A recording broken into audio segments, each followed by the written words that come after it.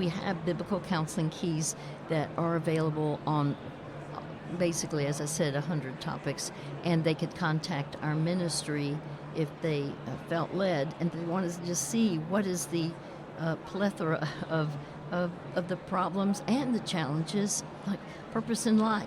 A lot of people don't know; they have no idea how to. Well, I want my purpose in life, and I do a live call-in counseling program. It's called Hope in the Night, and from 11 p.m. to midnight. So every night, well, Monday through Friday, I'm dealing with one topic, or I'll say one person. Now, we may think we're starting with one particular topic, but it can easily veer into something much more significant when we get into the real issue of why they're calling. So this is a call-in counseling program, and I have 7 minutes where I can talk. If I want to talk about the cancel culture, I will do so for 7 minutes. But then if we move into the actual caller who's calling in, and we need to determine what is the issue, that what is the real problem that we deal with right now. And those calls are phenomenal. Some of them, I just, I'll never say I've heard it all. I haven't, because periodically there'll be one, I haven't heard this one before, and it can be, I get goosebumps thinking about, even at this moment, I'm thinking about a couple of them that have been most recent.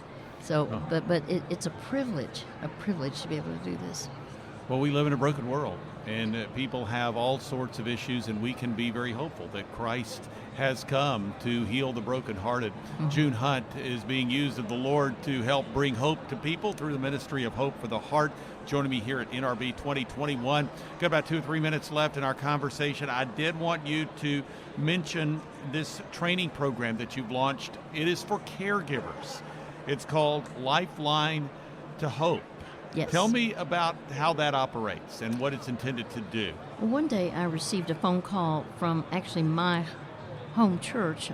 There was an assistant pastor, and he said, we've been using your material for this care ministry, blah, blah, blah. And of course, I stopped when he said, use your material. I said, could you back up? What are you saying? You're using our material? He said, yes, for about 4 years. I didn't even know. And he said, well, we needed, and I said, but for what? Care ministry. Well, what is the care ministry? I don't even know it exists. They picked 20 people who would literally be the people kind of helpers. In other words, there are some people who are not as others oriented, and there are certain people who are just naturally, they care, and it's like sometimes the person will come up to you, you just have a face that makes me think I could talk with you. That is a common phrase. And I've asked groups of people like, how many of you have people, and then these hands go up, and these are the people kind of helpers. But the point is, what if we trained them? Okay, what if people around, the number one topic we had for people calling our ministry for resources is anger. Anger. What do you do if you have anger and you don't want that anger, or people who have anger out of control? Well, this is what the group would do. They had a core. They picked the topics they wanted.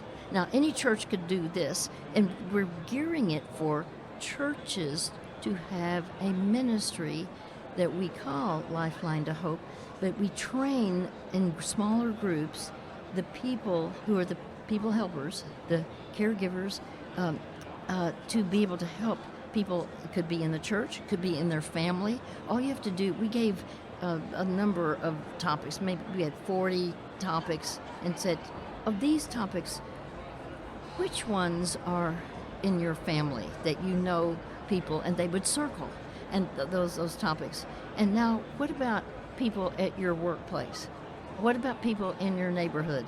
And you just broaden it out, and your friends in the church.